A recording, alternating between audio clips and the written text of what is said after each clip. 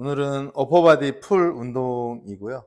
그래서 기본적으로는 뭐 상체에서 푸시풀 되어 있고, 우리가 할 내용들은 어퍼바디 풀, 그 다음에 이제 저항 운동의 원리까지 이렇게 해서 진행을 할 예정입니다.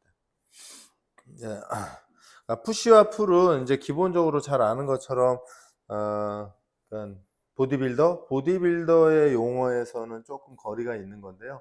이게 어떤 기계 중심의 운동이 아니라 사람의 행위 중심의 운동으로 이름을 바꾸는 거고요. 그렇게 되어야 장비의 사용이 용이해지고 그렇게 되는 거죠. 그래서 이제 푸시 운동, 풀 운동은 미는 동작과 당기는 동작, 이렇게 두 가지로 나누어진다고 보시면 될 것 같아요.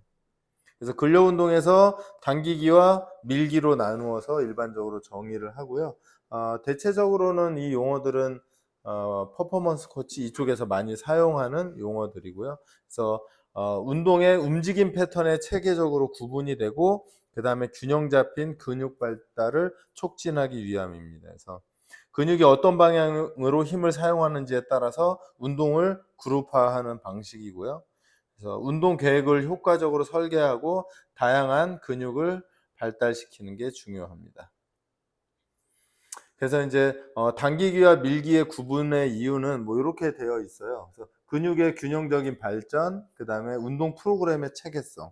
왜냐하면 물론 예를 들어서 뭐 3분할, 뭐 가슴, 삼두, 등, 이두, 뭐 하체 이렇게 나누기도 하는데, 제가 자주 말씀드린 그 운동은 기본적으로 보디빌딩을 위해서 만들어 놓은 거지, 일반적으로 건강이라는 또는 근육을 만드는 거에 의해서 보면 그게 전부는 아니고 일부분이라고 보시면 될 것 같아요. 그래서 운동 프로그램의 체계성 확립하고요. 그 다음에 이제 운동 동작의 기능성을 향상한다. 그래서 기본적인 움직임 패턴과 기능적 근력, 그 다음에 운동 능력과 일상생활의 효율성은 이 사람이 생활을 하는 라이프에서 또는 내가 움직이는 직업의 부분에서 그러한 기능들이 나오게 만들어야 된다라고 생각하시면 될 것 같아요. 그래서 기본적으로는 이제 어퍼바디, 로어바디 이렇게 나눠져 있고요. 어퍼바디에서는 호리존탈 방향이냐 버티컬 방향이냐 두 개에 따라서 푸시와 풀이 나눠지게 되겠죠. 그래서 호리존탈 방향은 앞뒤로 움직이는 동작이 되겠고요. 버티컬은 위아래로 움직이는 동작이 푸시와 풀로 나누어지고요. 로어 바디는 기본적으로는 프레스류, 힌지, 힙 힌지가 만들어지는 두 가지인데, 보통은 얘를 푸시라고 하고 얘를 힌지를 풀이라고 하는 용어로 사용합니다. 그래서 이제 오늘 저희가 할 내용, 왜 하체로가 있죠? 상체 풀이니까 상체 풀이면 로우 동작, 벤트 오브 로우, 시티드, 그 다음에 랩풀 다운, 백 익스텐션, 뭐 풀업 이런 동작이 될 것 같습니다. 자, 아까 말씀드린 대로 상체에서는 밀기와 당기기가 존재하고요. 얘가 수평, 수직 이렇게 두 개가 되어 있고, 수평에서 두 팔 한 팔, 수직에서 두 팔 한 팔을 교대하는 이렇게 동작으로 나누어져 있습니다.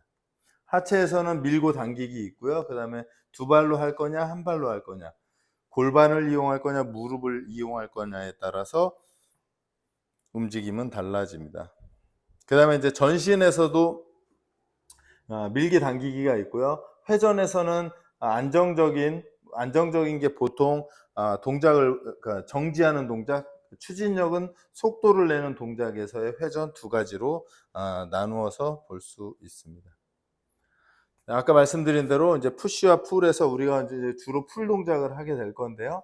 그다음에 풀 동작에 풀업, 바벨 로우, 싱글암 로우, 랩풀 다운, 바이셉 컬, 뭐 페이스풀 등이 있다고 보시면 될 것 같아요. 그래서 이제 푸시와 풀에서 제가 볼 때는 좀, 제가 오늘 제가 여기 이거 없죠.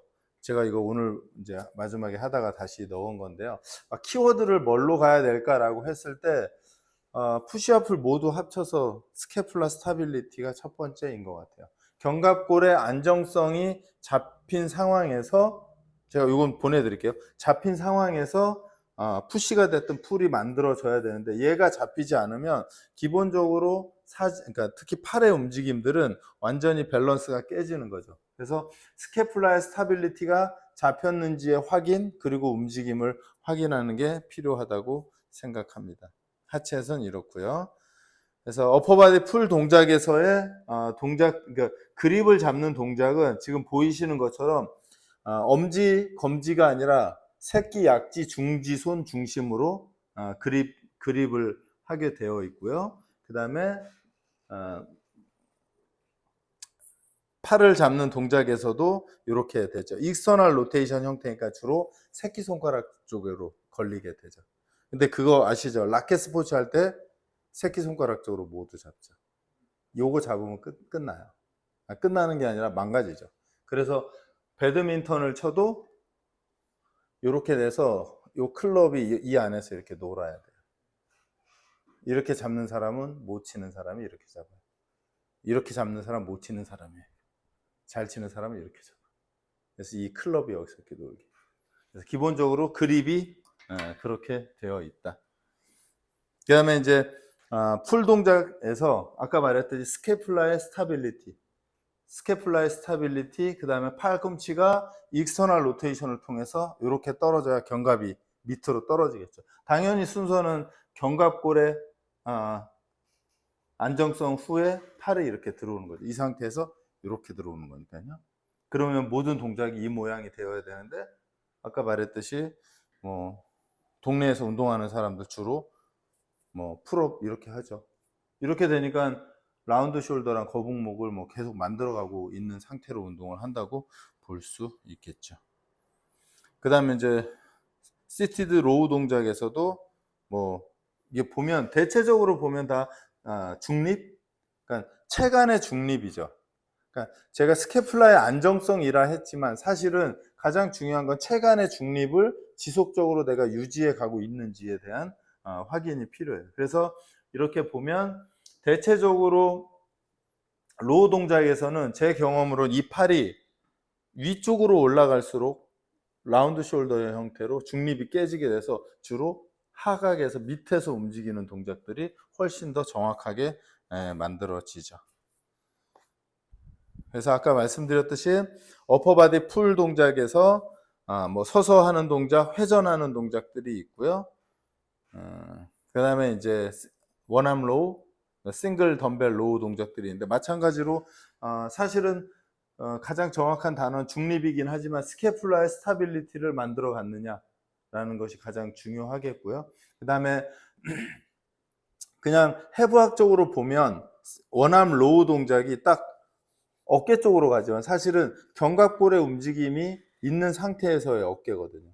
근데 대다수의 웨이트 트레이닝 책 보면 뭐 그 주동근 하면 딱 뭐 어깨 포스테리어 이렇게 되니까 포스테리어에 집중되긴 하지만 견갑골의 스타빌리티가 만들어진 상태의 팔의 움직임이죠.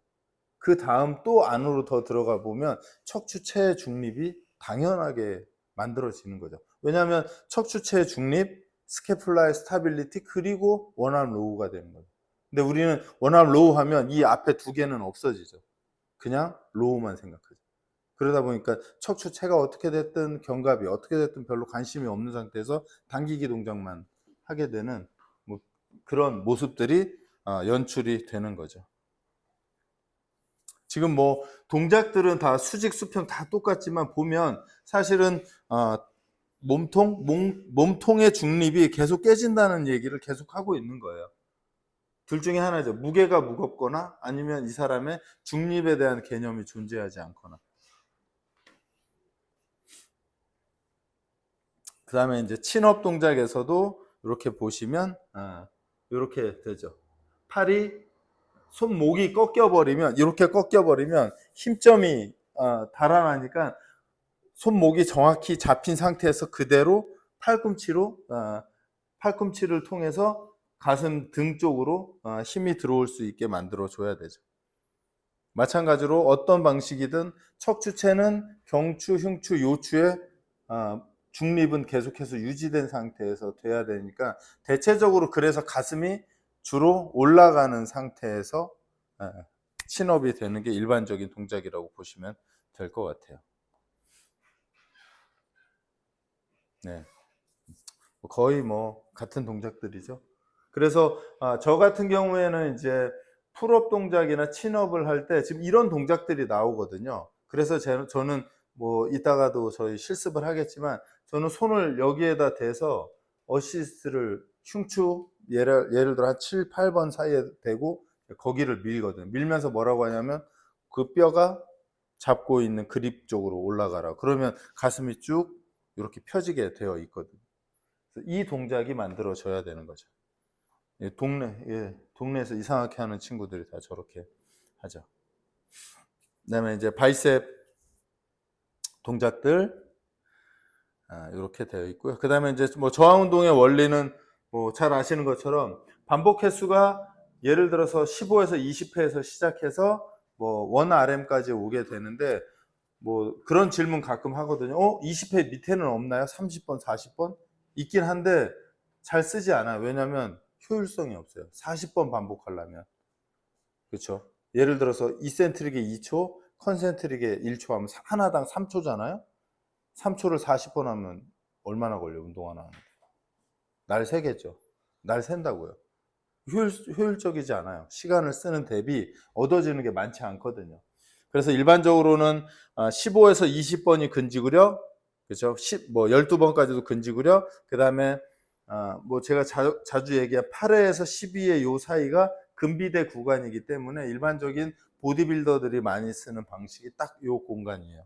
그리고 그 위로 가면 이제 파워, 그 다음에 근력 이렇게 전환되는 반복 횟수를 갖죠. 리피티드 맥시멈은 최대 반복 횟수, 그리고 기본적으로 저항 운동을 한다는 것은 반복 실패까지 가야 된다는 거예요. 그렇지 않으면 정상적인 트레이닝이라고 볼 수 없어요. 이거 오늘 제가 이거 원래 여기에 뭐 있었냐면요. 이제 작업하다가 아까 정전이 돼서 못했는데 그 움직임의 리듬, 무브먼트 리듬, 이센트릭, 그 다음에 아이소메트릭, 컨센트릭 이 세 가지의 개념이 운동 중에서도 계속 존재해야 되고 아무래도 이 세 가지 중에 가장 난이도가 낮은 게 아이소메트릭이잖아요. 그래서 아이소메트릭에서 많은 시간을 보낸다는 건 이 사람이 운동 능력이 아직은 낮은 수준이다. 그죠? 그러면 홀드한 상태잖아요. 그래서 동작이 잘 교정 안 되는 사람한테 주로 쓰는 방법은 동작을 멈추게 해서 교정하는 거죠. 그죠? 그 다음 운동 능력은 컨센트릭이니까 컨센트릭에 좀 더 집중하는 건 그 다음 단계고 이센트릭으로 가는 게 이제 그 다음 단계인데 리듬으로 하면 이센트릭이 2의 비율이면 컨센트릭이 1 그러면 최소한 아이소메트릭도 처음에는 한 2 정도의 비율로 이센트릭과 동일한 비율로 그래서 만약 풀이면 당겨서 여기서 2초 버티면 이센트릭에서도 2초 놓아주는 이런 방식으로 가면서 리듬을 맞춰주는 거죠. 그래서 초보자에게는 어쩔 수 없이 운동의 속도는 천천히 되어야 정확한 동작으로 운동을 할 수 있다. 그렇게 생각하시면 될 것 같아요. 그 다음에 이제 저항 운동의 원리에서는 트레이닝 강도를 변화하기 위한 핵심 변수인데 거의 대다수 제가 아는 거로는 트레이닝 무게? 그죠? 손쉽게 할 수 있는 거라 무게 올리는데 가장 익숙하죠. 근데 저는 개인적으로는 반복 속도, 아까 말한 컨센트릭, 이센트릭, 아이소메트릭의 시간 조절로 운동 강도를 올리는 걸 특히 초반엔 선호해요. 왜냐하면 그렇게 해야 동작이 깨지지 않거든요. 근데 이제 무게 중량으로 가면 동작이 깨질 수밖에 없거든요. 근데 물론 당연히 고강도 트레이닝으로 가면 무거운 중량에서 견디면서 약간의 동작은 깨지지만 견뎌 나가려면 이 기초가 잘 되어 있어야 기본적으로 얘가 견뎌 나가거든요. 그래서 반복 횟수 떨어뜨리는 트레이닝 무게를 올리는 건 개인적으로는 조금 천천히 가야 된다. 저는 개인적으로 그렇게 생각을 해요. 또는 휴식 시간을 낮추거나 훈련 강도를 올리거나 또는 트레이닝의 형태를 바꿔주는 것도 운동 강도가 올라가는 거죠. 그래서 만약에 어떤 선수나 일반인이 일주일에 5일 운동을 한다. 그럼 당연히 5일을 똑같은 걸 할 수가 없잖아요. 지루하고 동일한 운동. 그러면 이 5일의 운동을 바꿔주는 거죠. 네. 그래서 그렇게 하면, 그리고 이제 이 5일 동안 운동을 바꿔가는 거, 그 보디빌더가 하는 것처럼 얘를 운동하면, 예를 들어서 가슴 3두를 하면 얘가 쉬는 동안 등 2두를 하는 거잖아요. 얘 쉬는 동안 하체를 하는 거고. 이제 트레이닝의 개념에서도 새로운 트레이닝이 이제 그런 것들을 할 수 있는 요소가 되기도 하죠. 그래서 반복 속도, 그다음에 트레이닝의 지속 시간, 그다음에 트레이닝의 무게, 일반적으로 우리가 많이 관리하는 것들이죠. 그리고 이제 선수 쪽 아니면 잘 사용하지 않는 건데요. 휴식 시간에 대한 건데, 이제 근력은 2에서 5분 정도, 그다음에 파워는 2에서 5분 정도의 휴식 시간을 권하고, 근비대와 근지구력을 주로 하다 보니까 우리가 휴식 시간을 30초, 1분 30초 짧게 쓰는 경우들이 있거든요. 당연히 그거는 올아웃으로 몰고 가기 때문에 이렇게 되는 거죠. 그래서 이제 이렇게 했을 때는 근육의 사이즈는 커지긴 하지만 퀄리티는 좋아지진 않아요. 왜냐하면 이 근력과 근파워로 가야 근신경계가 발달을 하면서 속도가 늘어나기 시작하거든요. 왜냐하면 올아웃으로 가면 속도가 늘어날 수가 없거든요, 기본적으로는. 그리고 그렇게 보시면 될 것 같아요. 그래서 이제 어퍼바디 풀 동작에서의 운동 동작, 그 다음에 트레이닝의 일반적 개념들을 조금 가지고 트레이닝을 하면 좋겠다라는 생각이 듭니다. 네, 혹시